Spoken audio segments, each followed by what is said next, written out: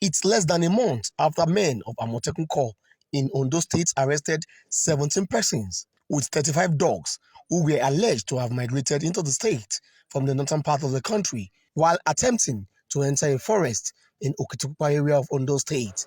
This time around, men of the Corps intercepted 63 men being transported in a trailer loaded with motorcycles and about 30 rams from Jigawa State to Ondo State. Commander of Amotekun Corps, Adetunji Adeleye, said after profiling the suspects, they claimed they were directed to come to the state by a yet-to-be-identified person. Found out that most of these motorbikes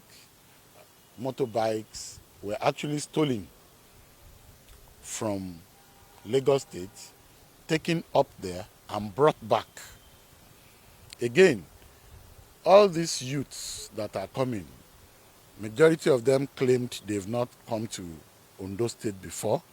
They were just put in the truck, and some of them claimed they were on their way to Lagos. He said the command is worried about the influx of invaders to the state under the guise of seeking greener pasture. They are actually bothered that in the last 1 month, we've had instances of well over 350 young men coming into Ondo State, and they claimed they've not been there before.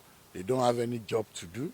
They are just following trucks to Ondo State. That's why the government took a position to send them back to where they are coming from until they know who is inviting them, what they want to come and do. The Amotekun commander said the command will return some of them who are innocent to their state after conclusion of investigations. Olusola Adeshunyun, AIT News, Akure.